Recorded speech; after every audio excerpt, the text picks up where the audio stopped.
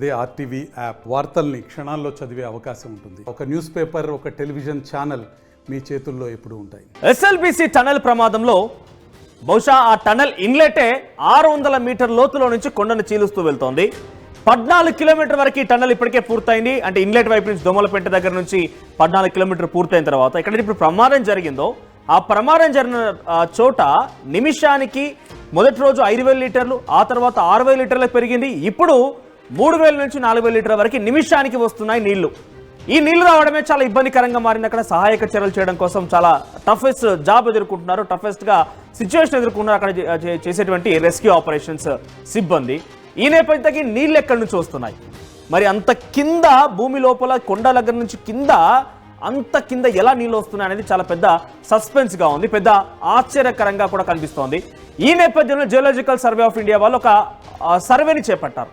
ఇంతకీ ఇంత కింద 600 మీటర్ల లోతులో ఇక్కడ ఒక నీటి ప్రవాహం ఇంతలా ఎలా వస్తోంది, నిమిషానికి ఒక చిన్న రంధ్రం పడిపోయి ఆ రంధ్రంలో నుంచి అది పెద్దగా మారిపోయి నిమిషానికి 3 నుంచి 4,000 లీటర్ల నీళ్లు ఎలా వస్తుందని అన్వేషించినప్పుడు చాలా విస్తుపోయే విషయాలు బయటపడ్డాయి.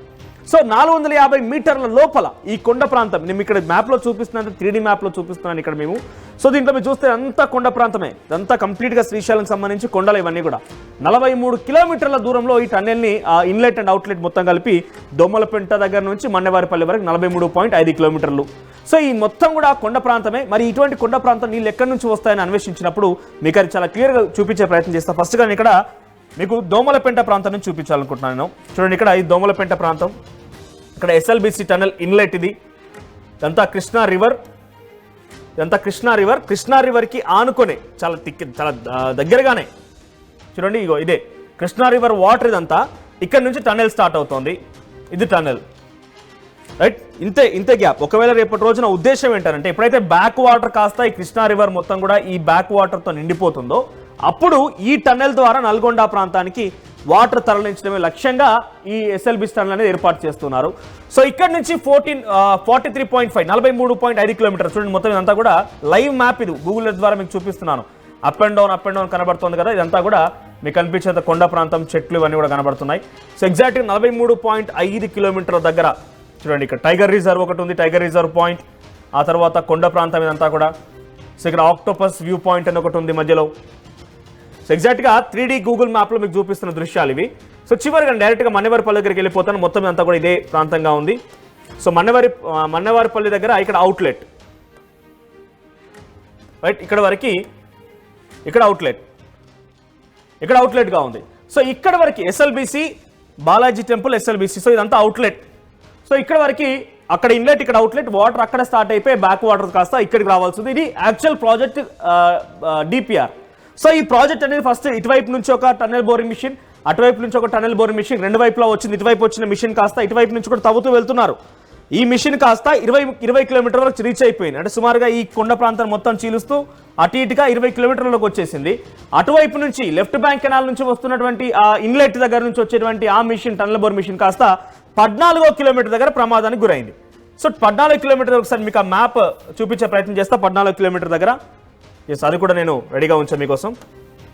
సో 14 కిలోమీటర్ దగ్గర ఈ ప్రమాదానికి గురైన చోట అసలు నీటి ఊటలు ఎక్కడికి వస్తున్నాయని చెప్పి జియోలాజికల్ సర్వే ఆఫ్ ఇండియా వాళ్ళు విశ్లేషిస్తే టైగర్ రిజర్వ్ పాయింట్ ఇవన్నిటిని కూడా విశ్లేషించారు వాళ్ళు. సో ఎగ్జాక్ట్ ఇక్కడ ప్రమాదానికి గురైంది ఎక్కడ అంటే ఇక్కడ ఇది 14వ కిలోమీటర్, అంటే లోపల డెప్త్లో సుమారుగా ఇక్కడ నుంచి ఒక 600 మీటర్ల డెప్త్లో ఎగ్జాక్ట్గా ఈ పొజిషన్లో ఇక్కడ మీకు కనబడుతుంది కదా, ఈ స్పాట్లో ప్రమాదానికి గురైంది. సో ఈ స్పాట్లో నుంచి నిమిషానికి 3,000 నుంచి 4,000 లీటర్ల నీళ్లు ఎలా వస్తున్నాయని వాళ్ళు సర్వే చేస్తే 450 మీటర్ల ఎత్తులో ఇక్కడ ఈ టన్నెల్ బోర్ మిషన్ దగ్గర నుంచి ఆ కింద ఆ స్పాట్ ప్రమాదం జరిగిన సంఘటన నుంచి 450 మీటర్ల ఎత్తులో, అంటే ఈ కొండ ప్రాంతాల పైకి 450 మీటర్ల ఎత్తులో కొన్ని వాటర్ పొరలు ఉన్నాయట. అక్కడ వాటర్ ప్రవహిస్తుందట కంటిన్యూస్గా. సో వాటర్ అన్ని కూడా ఇక్కడ లీక్ అవుతున్నాయి. ఎక్కడి నుంచి వచ్చాయి వాటర్ అంటే ఎగ్జాక్ట్గా ఈ ప్రమాదం జరిగిన స్పాట్ 14 కిలోమీటర్ దగ్గర నుంచి ఇటువైపు ఒక 4.5 కిలోమీటర్ల దూరంలో, సుమారుగా 4 నుంచి 5 కిలోమీటర్ల దూరంలో ఇక్కడ మల్లెల తీర్థం అనేది ఒక వాటర్ ఫాల్స్ ఉన్నాయి. సో మల్లెల తీర్థం అనేది, సో బహుశా ఆ ప్రాంతానికి సంబంధించిన వారికి చాలా ఈజీగా అర్థమవుతుంది. మల్లెల తీర్థం అంటే కంటిన్యూస్ వాటర్ ఫాల్ ఇది, 24/7 ఇర్రెస్పెక్టివ్ ఆఫ్ సీజన్స్. వర్షాకాలం రానివ్వండి, వేసవి కాలం అయినా, చలికాలమైన ప్రతి సీజన్లో కూడా కంటిన్యూస్ వాటర్ ఫాల్స్ ఉంటాయట ఇక్కడ.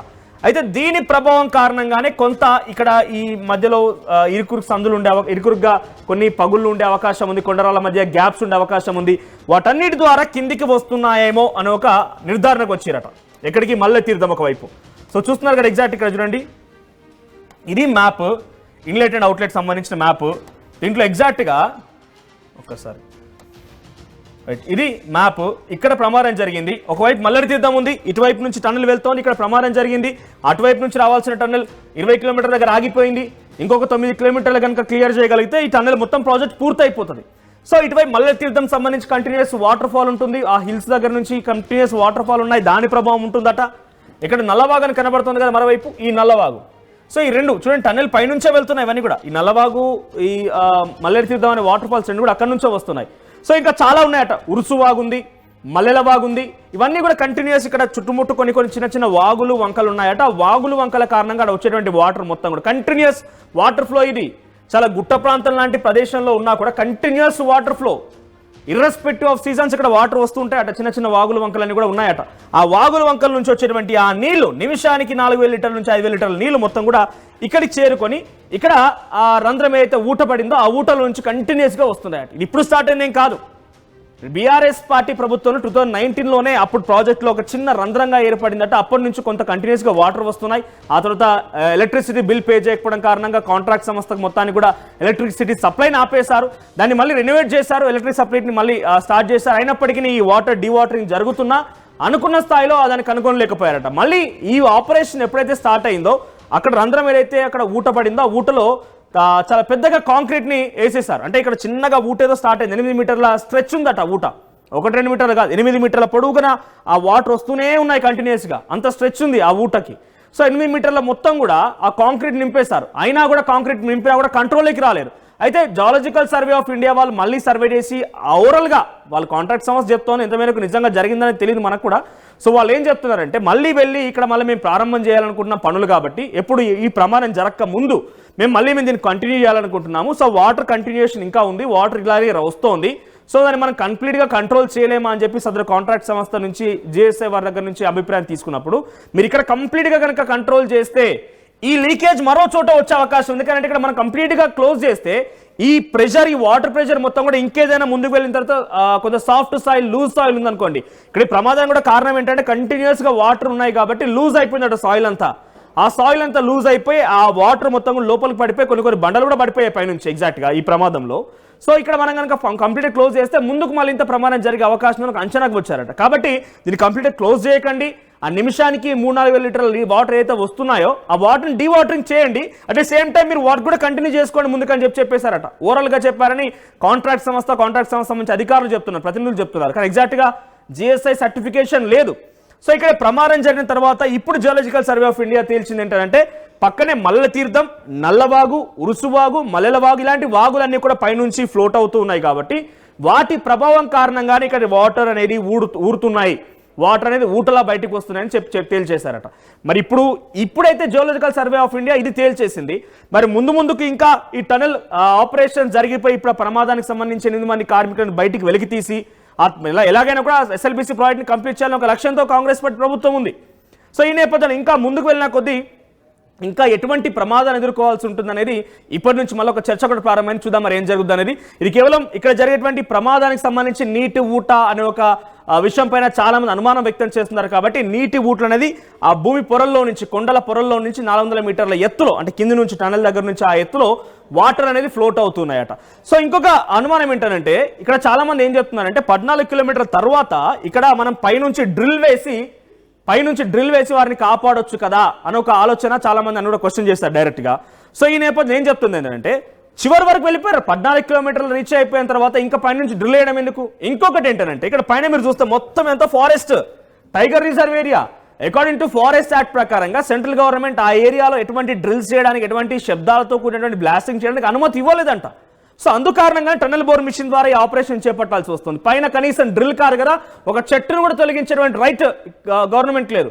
మరి ఇంతలా ఉంటుందా, ఇంత సీరియస్గా ఉంటుందని? అఫ్కోర్స్ సీరియస్గానే ఉంటుంది, టైగర్ రిజర్వ్ ఫారెస్ట్ కాబట్టి ఆ సీరియస్నెస్ మెయింటైన్ చేయాలని చెప్పి అనుమతులు తీసుకున్నటువంటి ప్రభుత్వం ఇప్పుడు పైన డ్రిల్ వేయాలని చెప్పి చాలా మంది డౌట్ ఉంటుంటే డ్రిల్ వేయాల్సిన అవసరం కూడా లేదు.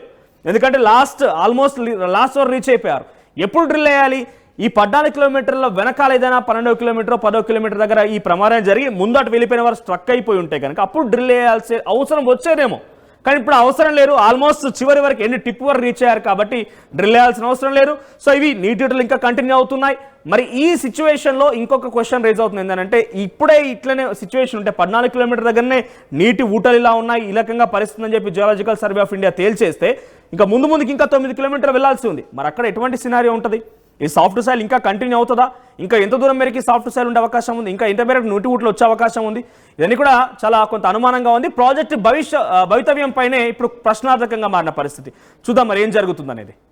మరిన్ని వీడియోస్ కోసం ఛానల్ ని సబ్స్క్రైబ్ చేయండి, లేటెస్ట్ అప్డేట్స్ కోసం వాట్సాప్ ఛానల్ ని ఫాలో చేయండి అండ్ లింక్ డిస్క్రిప్షన్ లో ఉంది.